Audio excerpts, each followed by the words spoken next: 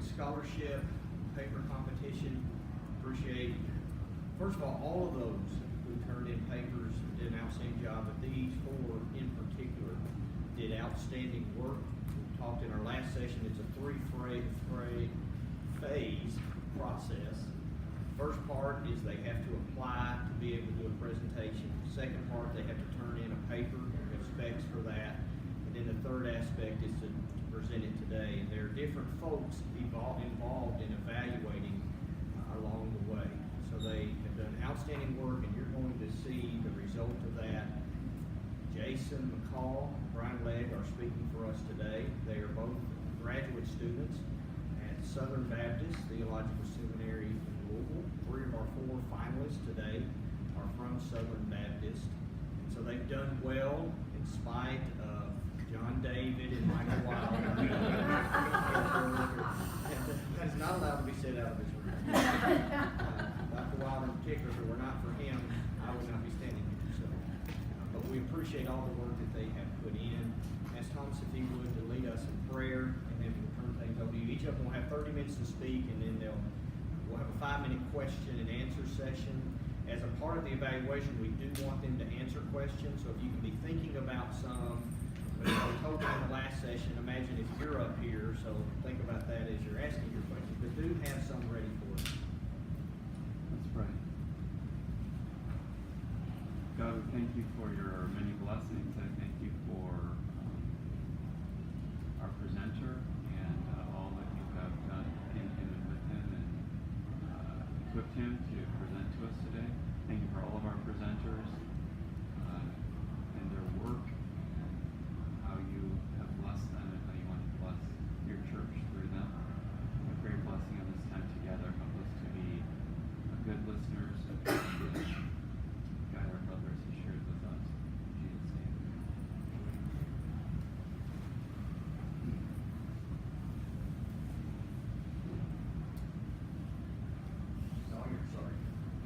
Well, good morning, everyone.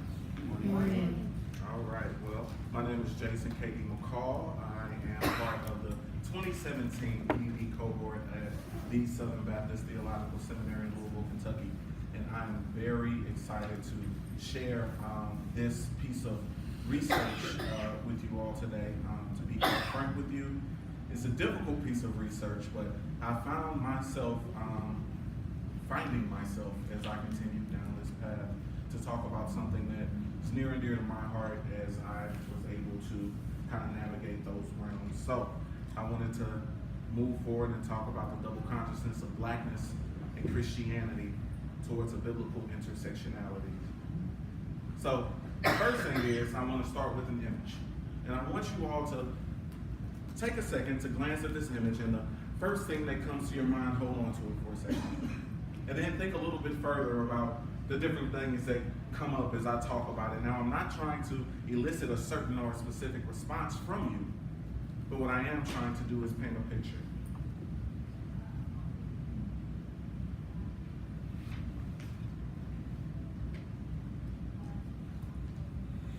This gentleman, Colin Kaepernick, former NFL quarterback, started something that has, to a certain extent, torn our nation in many different ways.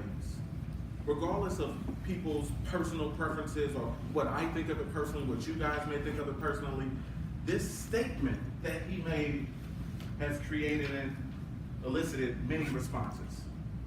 One of the things that kind of grabbed me about it is when people take certain actions, I like to see their words on it. What are you saying?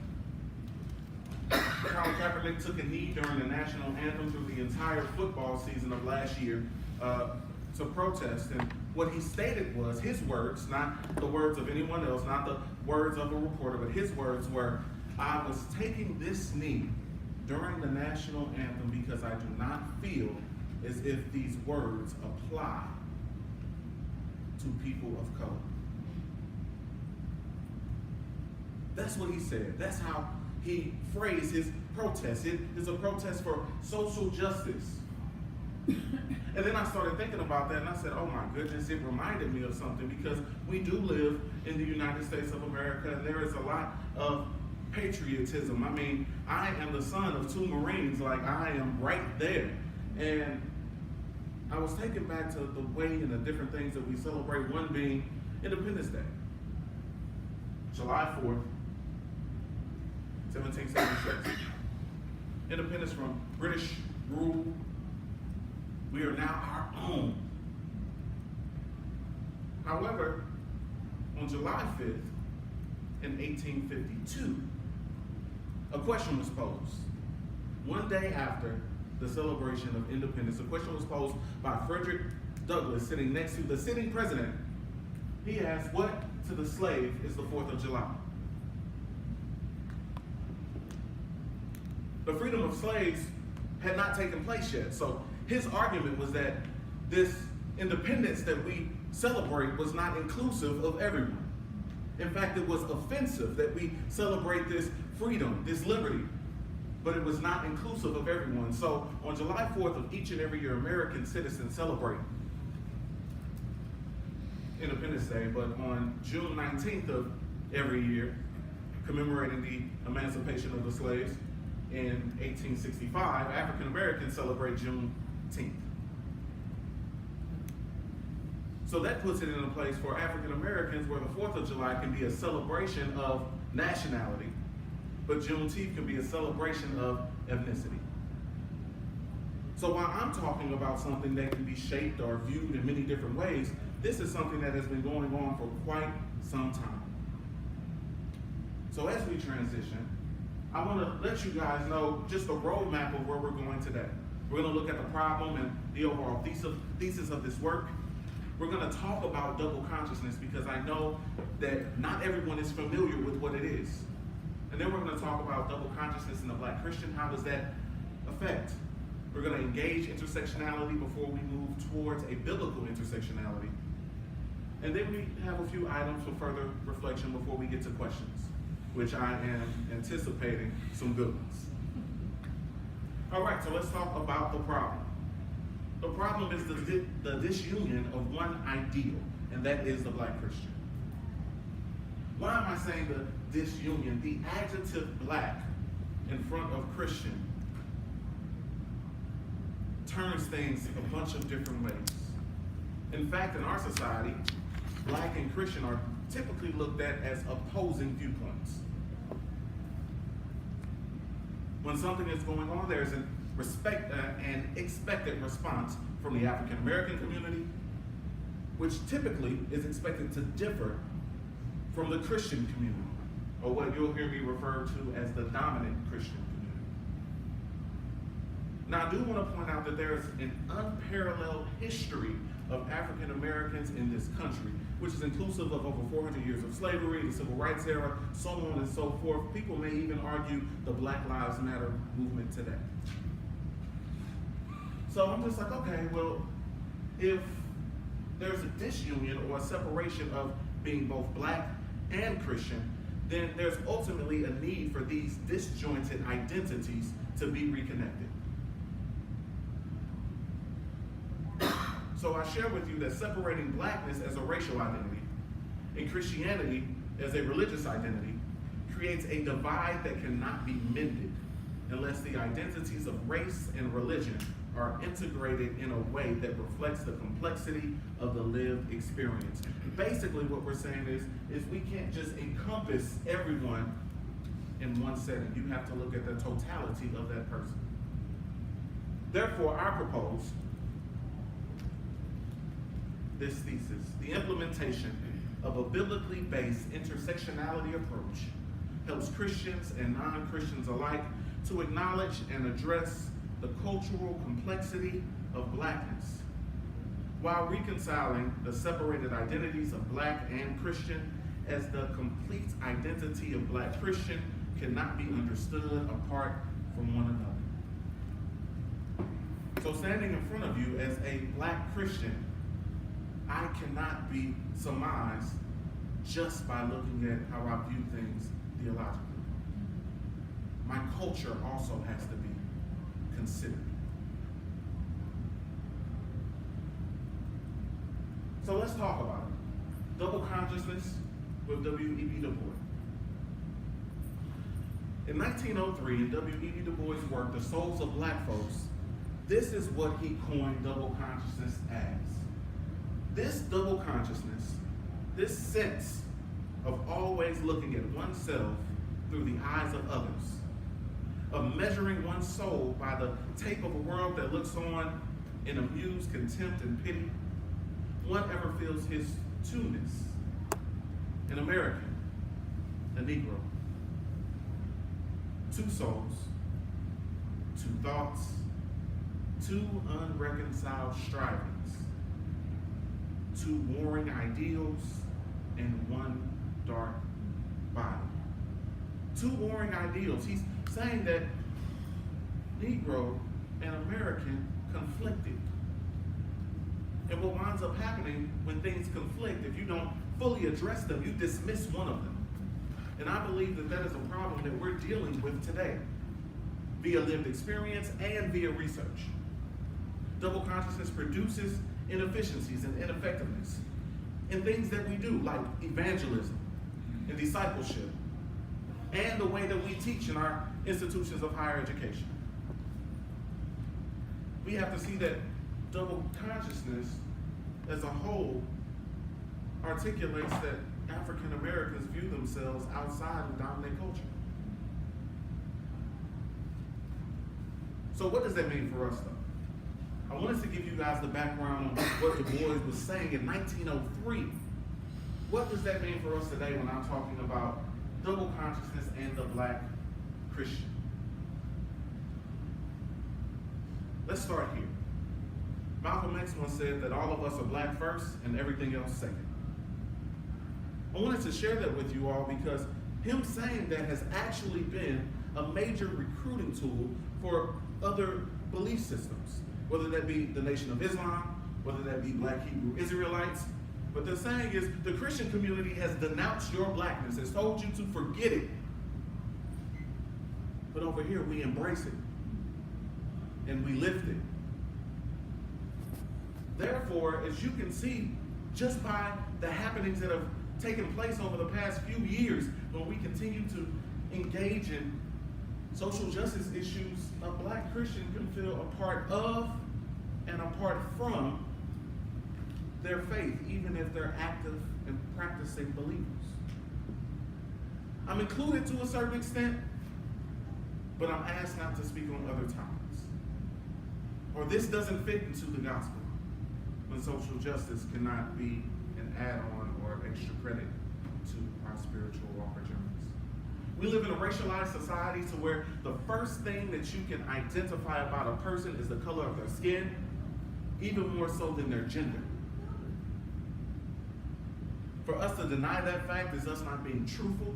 I'm not saying that we make judgments off of that, but everything is looked at through the lens of race. There's a difference in cultures. The primary, the dominant culture in this country is seen as whiteness. That is the default. That's what everyone adheres to. So you're outside if you're not in the default. And this produces a conflict in community.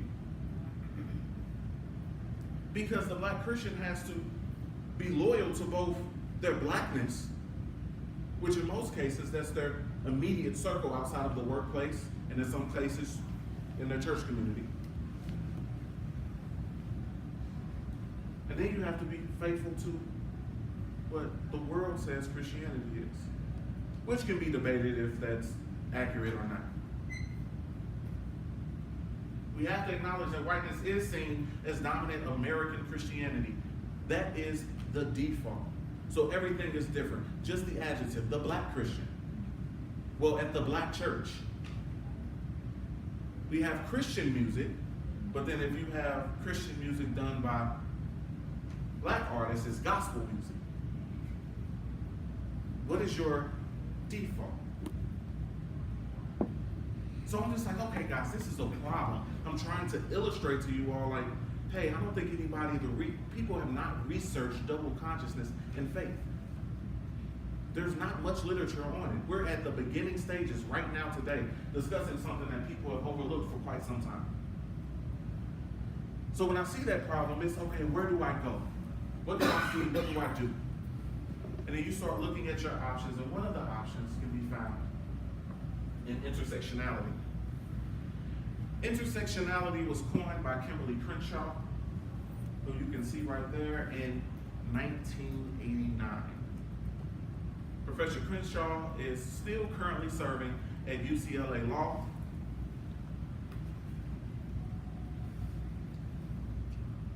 And she stated in 2017, almost 30 years after she coined the term, that intersectionality is a lens through which you can see where power comes and collides, where it interlocks and intersects. Later on in that same talk, she says, some people look to intersectionality as a grand theory of everything, but that's not my intention. So then what is the intention, Professor Crenshaw? In order to find that out, we have to go back to 1989, where she coins the term based off of a 1976 court case of DeGraff and Reed versus General Motors. And that court case was brought by Mrs. DeGraff and Reed against General Motors because she was an African-American female applying to work there. And she was not given the opportunity to be hired. She was not given an interview. She was somewhat dismissed. So therefore, she took her case of discrimination to court. And what the judge said was, I'm going to dismiss your case because you have no standing. And she's like, well, why don't I have any standing? I don't understand why I don't have any standing. There's discrimination. I'm an African-American female, and they won't even give me the opportunity. And the judge says, well, they hire African-Americans, African-American men on the product line. That's what they hire. And she was just like, okay, but I'm an African-American woman. Well, they hire women, Caucasian women, typically as secretaries or assistants. So as Crenshaw met with DeGraff and Reed in the late 1980s and formed this opinion, she was saying that, oh no, you have to look at the African American woman in this case as a unique class because you can't completely describe that experience just by African American or woman. She gave this illustration using these roads. And she was just like, okay, all of us travel many different roads. And one road right here, let's just say that that's, African American. And then you have your horizontal road, and let's just say that that's, women, femininity, being a female. And I sat back and I'm listening to Dr. Crenshaw speak on this, and she said, yeah, imagine that you're traveling down these roads and you get into an accident right here in the middle. And the ambulance is dispatched to help you because you have a need. But the ambulance can only help you if you are on one of these individual roads. It will not help you if you intersect. If you're in the intersection, it will not help you. So then what happens? Well, the ambulance leaves and you are left to fend for yourself with all of your injuries. And as Professor Crenshaw said, essentially saying, get over it. So I'm arguing the exact same thing is happening when it comes to the Black Christian. Kimberly Crenshaw said that the idea of intersectionality is the idea that multiple identities intersect to create a whole being or a whole identity that differs from the component identities. We can't just put somebody in a box. We have to look at the totality of that individual. It assists in us understanding people in multiple spaces. All of us have different intersections, whether we've identified them or not. But let's talk about, briefly, the elephant with intersectionality. Intersectionality is not new. In fact, it's 1989, it was coined, but people are talking about it, but they're talking about it and they're misusing it. Remember what she said? She said, some people look to intersectionality as a grand theory of everything, but that's not my intent. That was never my intent. She said her intent was to be able to explain how Mrs. DeGraff and Reed was a unique class and should have been considered as such with the judge. So the focus was not on identity politics. If you're not familiar with identity politics basically says, in this form, however many ways I'm oppressed, that means my voice matters more than yours. So I'm an African American male. Well, African Americans are oppressed. Well, my voice matters more than my Caucasian brothers. That's not true. That's not the meaning of intersectionality. That was not the intent of intersectionality. It wasn't for us to be able to say, oh, well, I'm the most oppressed, so that means my voice matters more. The intent, according to Crenshaw, was for you to be able to understand those individuals holistically and not just attribute one aspect of their identity to their completeness. But what about colorblind ideology? That's another spin on this. It's just like, oh, well, intersectionality, that's not even needed because I don't see color. That is a falsehood. We all see color in some form or fashion, even if we don't visually see it. We see the effects of it. But when people say, no, I don't see color, in fact, I believe that that is a nod to our God. He created all of us in his image, which means that my blackness is a part of his image, which means that it should be appreciated, understood, and respected. But that goes for every single identity that we all can relate to. But there's no way that we should just dismiss something that God created and allowed us to have relationship with. So let's move towards this biblical intersectionality because it's the same premise. However, how does it fit for us, for Christians? Well, the first thing we have to do is we have to acknowledge that religion is not immune from the effects of intersectionality.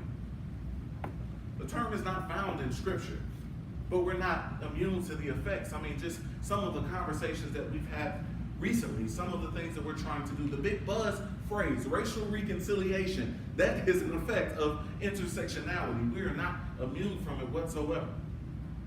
But simply put, well, what's the biblical approach? It is to see everyone as the Imago Dei, as God created us, to be his image bearers, and not to minimize any part of that image. God's not surprised by our complexities. For I knew you before I formed you in your mother's womb. He is not surprised. He knows everything about us. And we spend so many times as scholars going through our Bibles, going through different commentaries, different resources, whether they be text or online, web-based.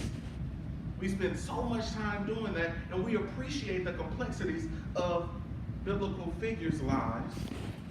So we should apply that to modern day times. Paul, the Samaritan woman, Jesus, they all had lived complexities, different things about them that we all appreciated or appreciate. So we need to keep these types of things in mind as we deal with our brothers and our sisters. The identity of the Black Christian cannot be fulfilled apart from Christ and his activity in the world. Can't. I'm not saying that we should elevate specifically blackness and put that on a pedestal. What I'm saying is we shouldn't dismiss it or disregard it or minimize it. The holistic experience of the Black Christian should be appreciated, especially if we're trying to do what we've been called to do. If we're trying to fulfill both the Great Commandment and Great Commission, we have to understand who we're speaking to. Who are we working with? Who are we discipling? Who are we evangelizing to? There's this common word going around now that's kind of popped up in the past, let's say 5 years or so, saying you have to be woke. That's a cultural capacity where you got to be woke. And when people are saying woke generally, in African American circles, they're saying you have to be awake, aware, and active against the discrimination and the oppression that we face. Regardless of where it comes from, you can no longer be silent. And a lot of people have taken that hat and put it on and walk diligently in and say, I'm going to be woke at whatever the cost. However, they're using the wrong form of woke, especially for us. For us to truly be woke, all of us can be woke. For us to truly be woke, we all have to be culturally based, but not culturally bound. I believe that all of us interact in culture in some way or another.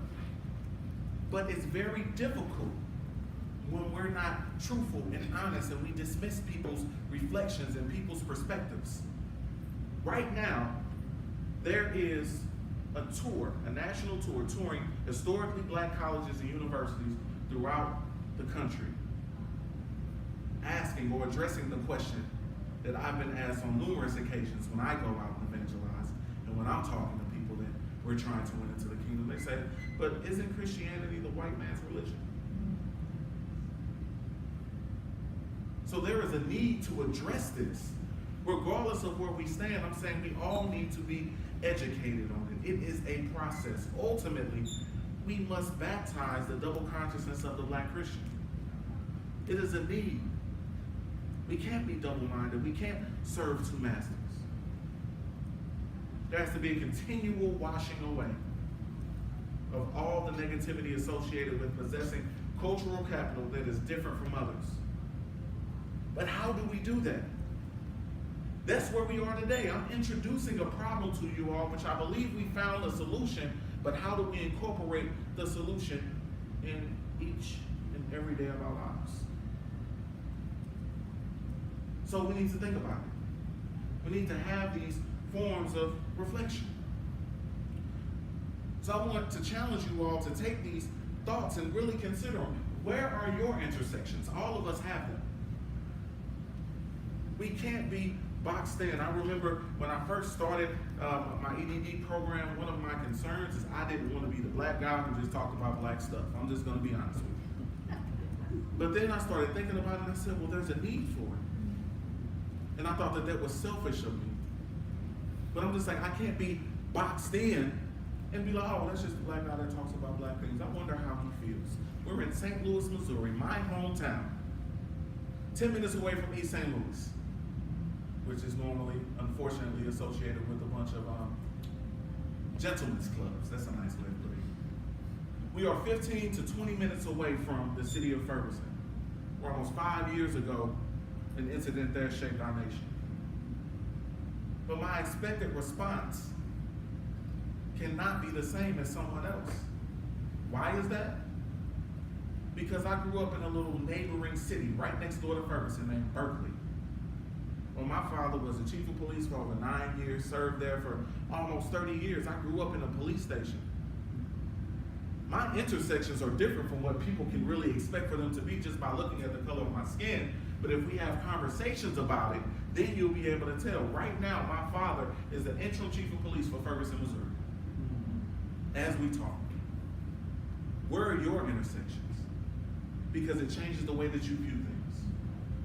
What are the intersections of your neighbor?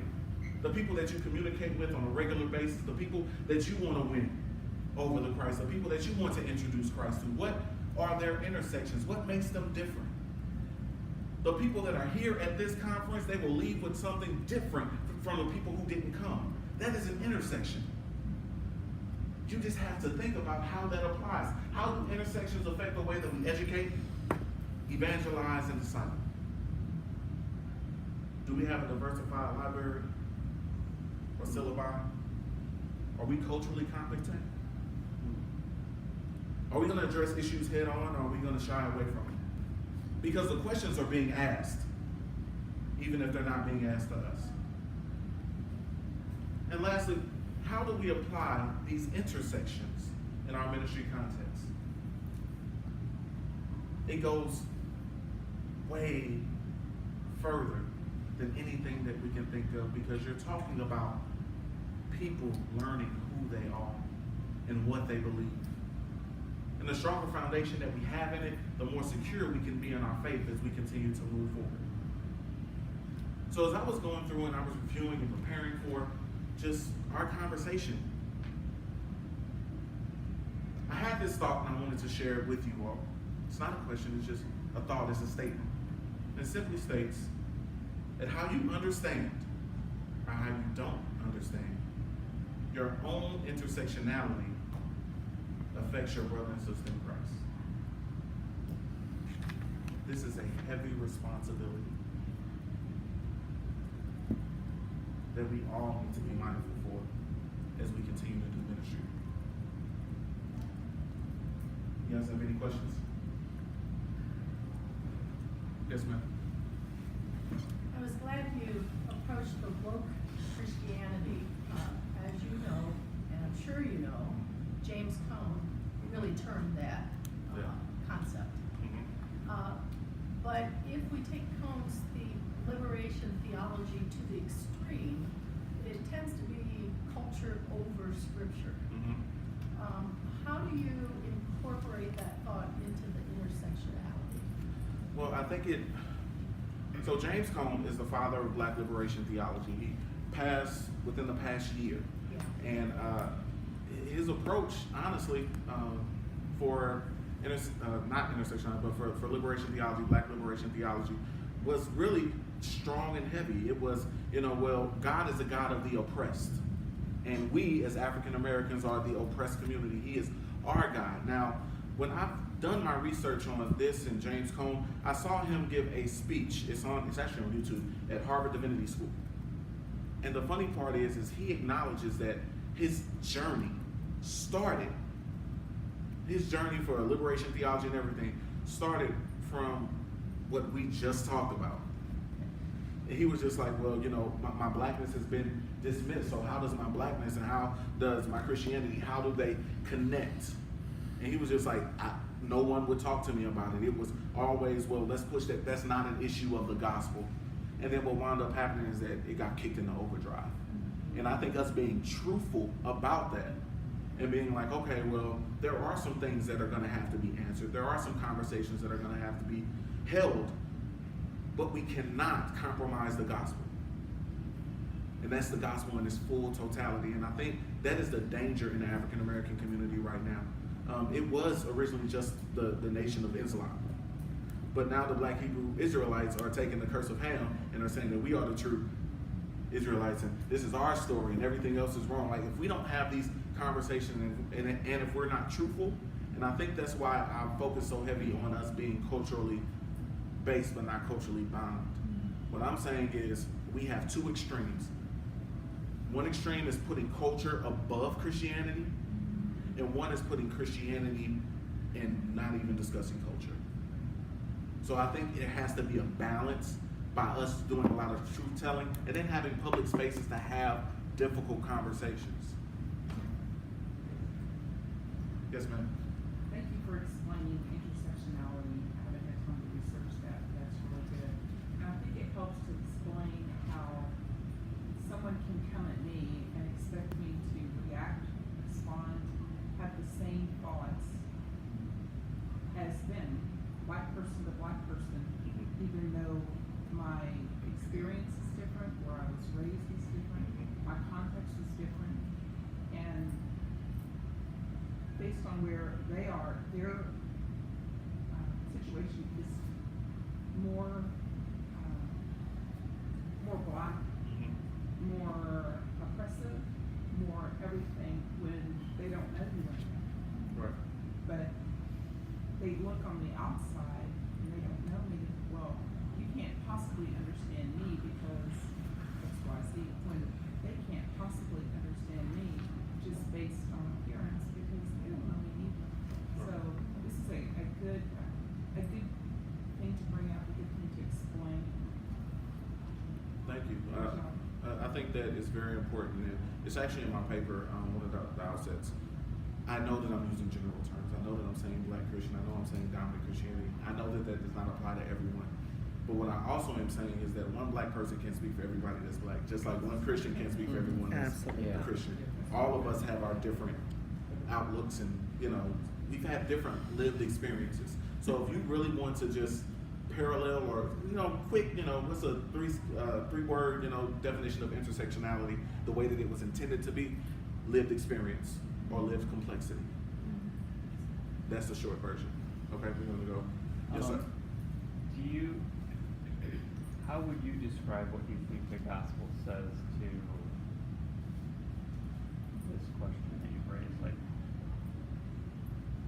I get it and I agree that the gospel doesn't say forget your culture and forget your racial identity. So what does, in your opinion, what does the gospel say to that? the gospel go right back to the great commandment. Love your neighbor as you love yourself. They go to love is patient, love is kind. A lot of times we're not like that with one another. And it's quickly to where, oh, well, it's their problem. And to be honest with you, and to be honest, if you're not in that cultural sphere, you may not know. I remember we do action research in our doctoral program, and our very first action research, we did this game called Social Ladders. And in Social Ladders, basically everyone was given like a social ranking, and there were different stations: education, housing, transportation, so on and so forth. And the oppressed, as we deem them to be, they can continue to get sent to jail. Like anytime they would come up to me or any of my other 3 teammates, because we read New Jim Crow by Michelle Alexander. So that was our basis, and we were just sending people to jail. But then there were some people who had the privilege card. And the privilege card, they got to the front of the line, they were able to skip everybody. They were done with the game in like 2 minutes. The game was 15. And then when we had our wrap up and we were discussing this, we were just like, well, you guys were done in 2 minutes. How come you didn't, help somebody else? They were just like, oh, well, I was just kind of, focused on, I won the game, so it was over. I just sat down. Well, one of our professors, Dr. Timothy Paul Jones, he told us that the purpose of privilege is to turn around and help someone else. And I think that falls right in line and answers that question directly. So you mentioned that Crawford's quote that some people look to intersectionality as a grand key of everything. Yes. So my question is, if part of getting the idea out in the open is to get people to be reflective and to think of that, doesn't that tend to go towards this is a grand theory of everything, this is where you can see this a lot of different places? So doesn't that kind of undermine what she was trying to set up as this is not what it is? Yeah, I think what she was saying was that people wound up taking intersectionality and we're trying to use that to address all these different issues to say, well, this is why my voice matters, versus the real issue was saying this is a unique class. So for instance, if I'm going out into the community, and one of the things that are one of the groups that we're working with at my job, here in St. Louis, we're doing financial education with African-American transgendered women. When they came to me with this, I'm like, anybody needs financial education, we'll help them out. However, I'm not the person who understands that community. I have no idea what's going on. They told me about 27 issues, I had no idea. So one of the things that we had to do was get somebody who was more familiar with that culture to be able to adequately help them, or at least make an effort to connect with them. And I think a lot of times when we take all of these different things where people are trying to push an agenda versus that original intent, we wind up just dismissing instead of trying to learn more about it. So I don't think that it's stretching what she wanted. I think her focus was really her lived experience is different from what you're saying. So please consider that. Did I answer your question? Yeah. Very good. Okay.